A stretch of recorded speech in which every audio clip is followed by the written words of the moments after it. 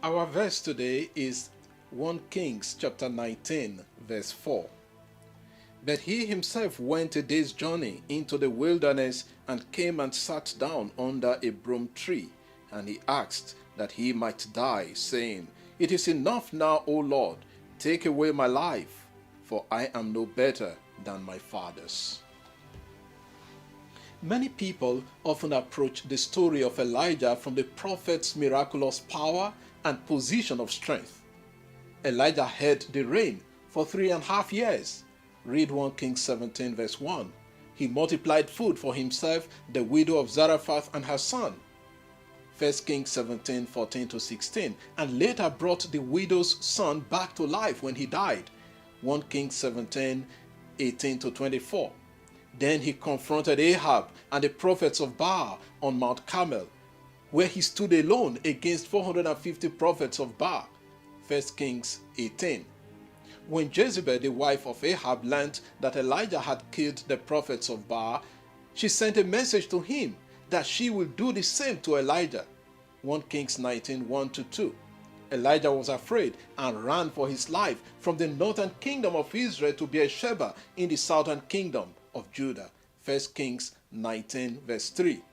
In our verse, we see the lowest moment in the life of the prophet Elijah. Let us analyze this verse. First, he went alone a day's journey into the wilderness.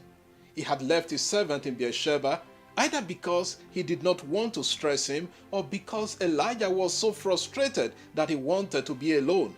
The latter seems to me to be the case. He was frustrated.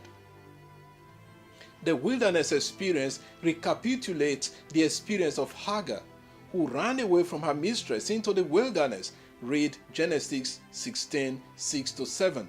Abraham will eventually send Hagar away because of Sarah his wife, and Hagar would go into the same wilderness of Beersheba. Genesis 21 verse 14. The wilderness would appear to be a place of solace when one is undergoing distress. Second, when Elijah got into the wilderness, he sat down under a broom tree.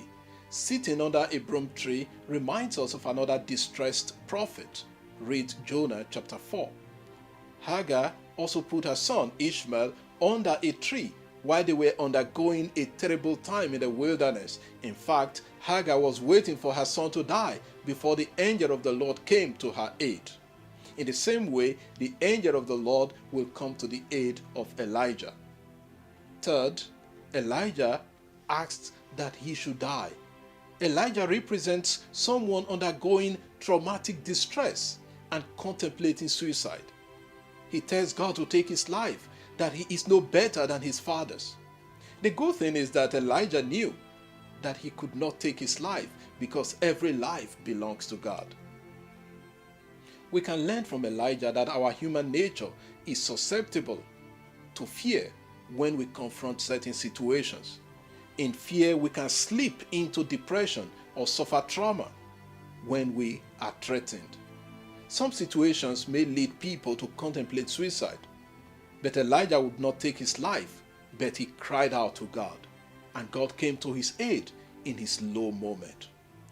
When you are stressed, when we are stressed, no matter how painful the situation may be, let us cry out to God, telling him exactly how we feel. Let us not give up hope like Elijah, but let us cry to God and ask him to help us. Lord, assist us in our difficulties and challenges. Also, assist our families and friends. Amen. God bless you, and I wish you a wonderful day.